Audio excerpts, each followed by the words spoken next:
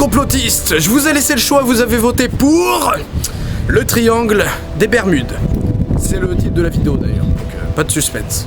Mais n'empêche, je pensais pas que notre fameux triangle du diable aurait été bien plus demandé que l'événement de la Tunguska, Stonehenge ou encore l'île de Pâques. Vous avez forcément choisi un thème qui se prête pas trop aux théories. Le triangle des Bermudes, c'est surtout beaucoup de légendes urbaines, d'hypothèses simples et de courtes histoires. C'est pourquoi je vais pas vous balancer 5 petites théories et me casser. Que diriez-vous d'un 15 théories? Attaquons-nous donc à l'une des zones les plus dangereuses, l'une des zones les plus mystérieuses de la planète. Allons-y.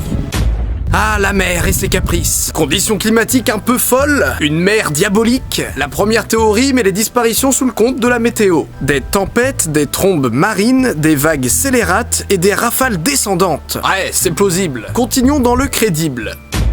Le Gulf Stream, point très intéressant. Sa puissance a vite fait d'emporter avions crachés et bateaux coulés loin du triangle, ce qui participe grandement à la mystification des disparitions, puisqu'on ne retrouve pas d'épaves. Enfin, parfois on en retrouve, mais justement, certains soupçonnent le Gulf Stream d'être à l'origine de toutes ces épaves manquantes. Haha, les flatulences. Je ne sais pas si vous vous rappelez, mais on avait conclu pour le 5 théories sur le Loch Ness que l'explication de tout ça, c'était en fait le lac qui pète. Eh bien, il en serait de même pour notre fameux triangle. Les flatulences océaniques sont les émissions de gaz, pour ce qui nous intéresse, de méthane dans les océans. Ces émissions de méthane proviennent de la libération de gaz des hydrates de méthane enfouis dans les sédiments océaniques. Elles provoqueraient alors une baisse de densité de l'eau et feraient couler les bateaux se trouvant dans la zone d'émission. Le méthane, relâché dans l'atmosphère, est aussi dangereux pour les avions. D'ailleurs, je sais pas si vous l'avez remarqué, mais il y a plusieurs sites de buzz en ce moment qui sont en train de relayer cette information. Ils sont en train de nous dire que ça y est, on a découvert le mystère du triangle des Bermudes.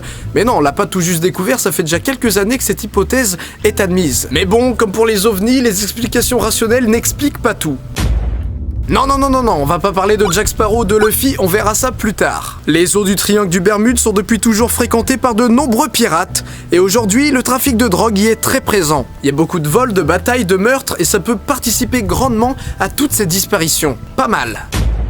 En 1999, des relevés satellitaires ont indiqué que le champ magnétique au-dessus du triangle était relativement instable. Évidemment, ça a pour cause de désorienter les pilotes ou les capitaines. Les appareils de communication ou de navigation dans ce cas-là ne servent plus à rien. Un champ magnétique instable, c'est redoutable. Beaucoup de disparitions ont eu lieu durant la guerre froide et on peut dire que le mythe du triangle des Bermudes s'est carrément forgé durant cette époque. Hormis les conditions climatiques spéciales du lieu, certains ont émis l'hypothèse que les avions et bateaux américains disparaissaient suite à des attaques russes. On est loin de l'URSS, oui, mais à ce moment-là, faut pas oublier qu'il y a la crise de Cuba. Les soviétiques et leurs missiles à quelques kilomètres du triangle des Bermudes. Comme par hasard, les Russes sont dans le coup. En 1979, un scientifique canadien du nom de John Hutchison a accidentellement déclenché des phénomènes physiques uniques en leur genre. Lévitation d'objets lourds, fusion d'objets de nature totalement différente, par exemple de la fusion entre du bois et de l'acier, le réchauffement de pièces métalliques sans frottement, fracturation nette et spontanée de métaux, et John arrivera alors à reproduire certaines anomalies repérées au triangle des Bermudes. Certaines personnes ayant eu des problèmes dans le triangle affirment que leur appareil a été entouré d'un brouillard qui serait un brouillard électronique. Ce même brouillard que Monsieur Hutchison aurait alors réussi à reproduire pendant ses expériences. Mais selon les dires de notre cher John, des agents fédéraux seraient venus chez lui et lui auraient volé tout son matériel et tous ses résultats. Les Canadiens sont dans le coup aussi, je le savais!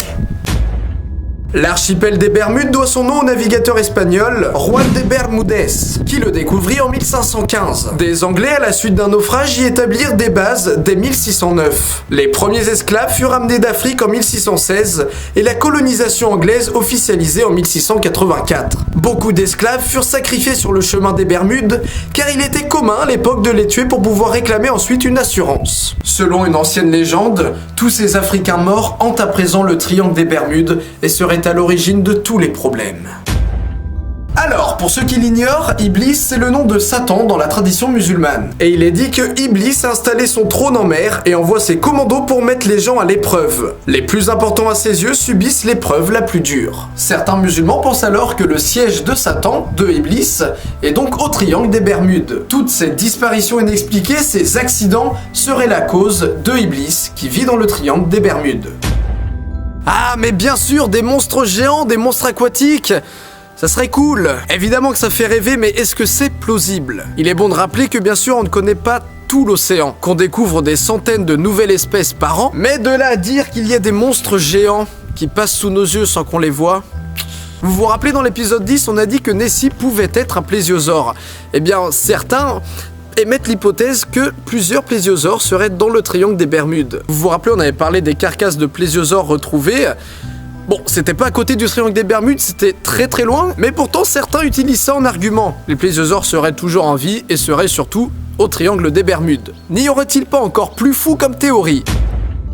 Ah ouais, des micro-trous noirs hypothétiques qui ralentiraient le temps ou bien l'accéléreraient. Cette hypothèse repose sur deux cas bien particuliers. Le premier, sur l'expérience d'un pilote qui, après avoir traversé un étrange nuage, atterrit à Miami avec un quart d'heure d'avance sur le temps de vol normal. Quant au deuxième cas, il s'agit d'un appareil de la compagnie Eastern Airlines qui disparut pendant 10 minutes des écrans de la tour de contrôle de Miami. À l'atterrissage, les montres des passagers retardaient toutes de 10 minutes. Sympa ça, et oui, il faut souligner qu'il n'y a pas que des disparitions mystérieuses au triangle des Bermudes. Il y a aussi ces fameux mystères de manque de temps, ou alors vous savez, les anguilles qui font le tour du monde pour se retrouver au triangle des Bermudes pour s'accoupler. Ah, les fameux mystères de notre belle planète. Fantastique.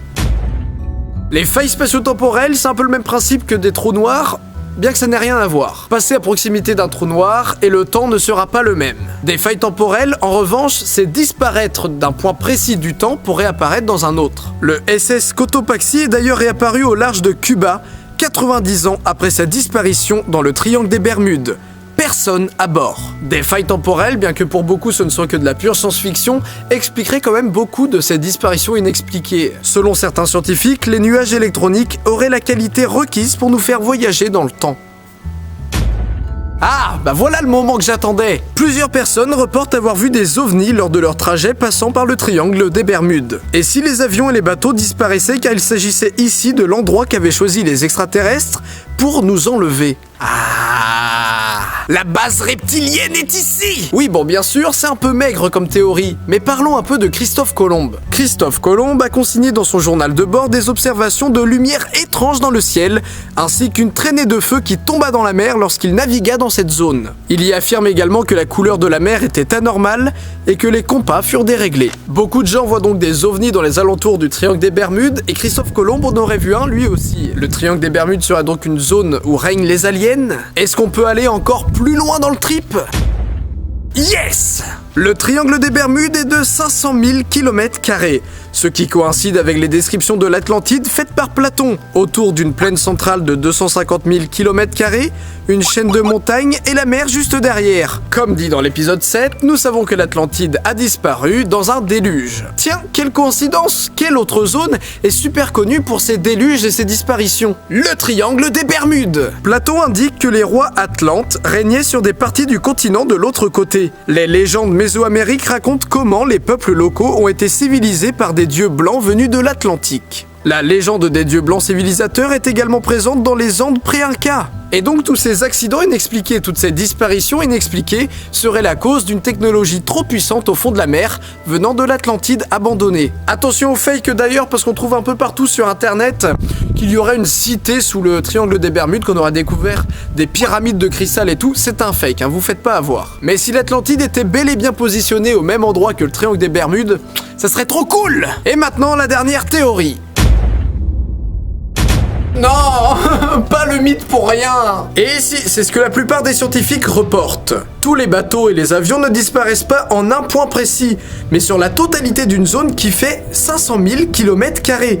Forcément qu'il y a des disparitions ici, comme partout dans le monde. Oh non, je veux pas en savoir plus. Selon un rapport du World Wide Fund for Nature en 2013, le triangle des Bermudes ne fait pas partie des 10 endroits les plus dangereux pour la navigation. Je veux pas entendre ce cassage de mythe.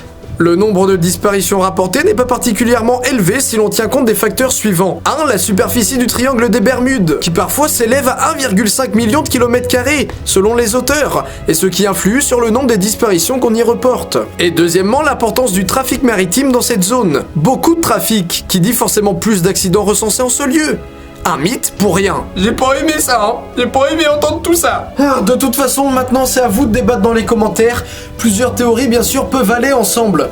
Certaines sont même incohérentes avec d'autres, mais je pense qu'on a un peu fait le tour du truc. Et vous, vous en pensez quoi du triangle des Bermudes? Vous préférez les premières explications scientifiques, rationnelles, ou plutôt les explications un peu fantastiques ou de science-fiction? Enfin, science-fiction, pas forcément. Allez, sur ce, je vous laisse, c'était Didi. Mais qui êtes-vous?